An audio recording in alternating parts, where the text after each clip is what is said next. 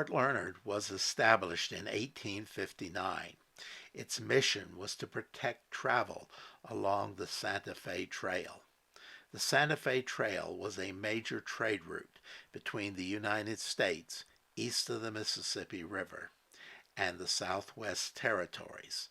By the late 1850s, trade along this trail reached $10 million yearly, and it needed to be protected against the indigenous people of the Great Plains. The original fort buildings were inadequate and poorly constructed. Within a few years, a more substantial post was constructed of sandstone brick. Once the fort was established, the Plains Indians of the area no longer interfered with the commerce of the trail. For the first couple of years, life was relatively quiet at the fort. The Civil War ended this peaceful time. Regular troops were transferred east, and the fort was garrisoned by volunteer troops from Kansas, Colorado, and Wisconsin. The trail became subject to increased raids. Even the fort was not immune to native harassment. On July 17, 1864, Kiowa warriors raided the fort and took 172 horses and mules. By 1865, all wagon trains and travelers were forbidden to travel west of the fort without a military escort. At the end of the war, the regular army returned. General Hancock, the new military commander of the district, wanted to impress the Cheyenne chiefs with the might of the army and met several at Fort Larned. Wishing to impress the Indians more, he marched to a large combined Cheyenne and Lakota camp. With thoughts of Sand Creek still fresh in their memory, the villagers fled at the approach of the soldiers. Assuming their flight indicated a disinterest in peaceful negotiations, Hancock concluded that the Indians meant war and ordered the village burnt. News of the destruction of the village spread among the tribes. Raiding along the Santa Fe Trail increased, and numerous battles were fought across Kansas in the summer of 1867. General Hancock was replaced by General Sheridan, and peace was briefly restored. In the winter of 1868-69, General Sheridan launched a winter campaign against the Indians of the Great Plains. By the end of this campaign, most of the Indians near Fort Larned were on reservations. By 1871, escorts were not required for the wagons traveling on the Santa Fe Trail.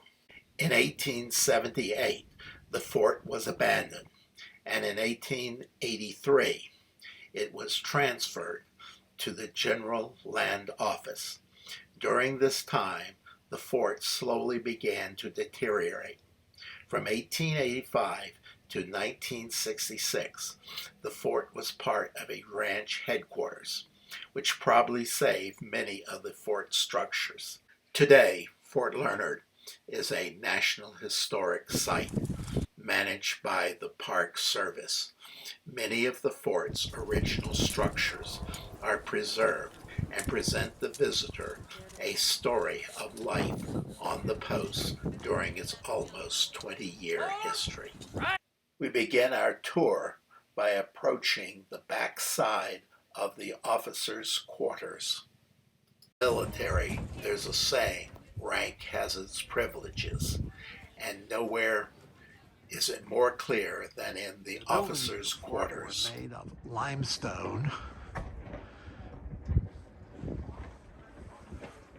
and you had big wide porches, so in the summer you could sit out here, and the breeze, which today is freezing my butt off, would make it very pleasant out. Inside you had a wall, hall, wide hall, that opened at both ends.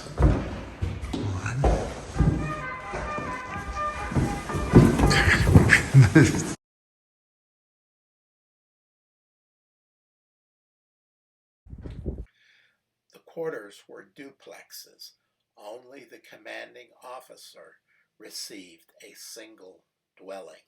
In the Frontier Army, quarters were assigned by seniority, and an officer could select any quarters of a junior officer that he wished. This is another parlor. As you can see, these people had a piano, so it would not be unusual for a group of officers and their wives to meet and listen to someone play the piano and maybe even have a sing-along.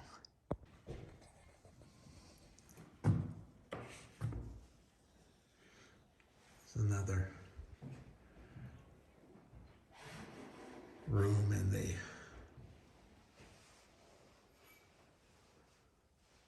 houses.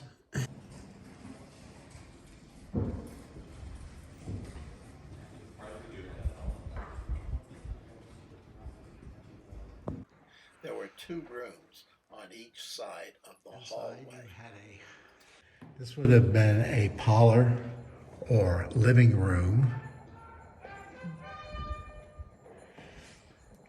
A captain would generally receive quarters with two rooms.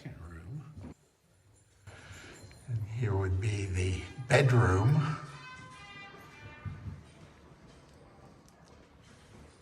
Portraying in here was Lieutenant Reed. He was kind of an interesting guy. By Spanish-American War, he's transferred to the Ordnance Department. And he loves guns, so he's got his own little collection of previous military guns and things like that. A lieutenant would generally receive only one room. Across from the officers' quarters were the barracks and warehouses. Today, one of the barracks is the visitor center.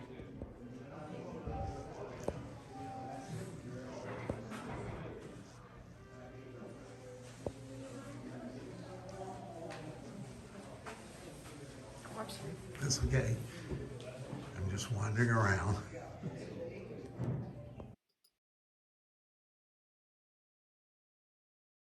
The warehouses and commissary provided provisions and uniforms for the troops.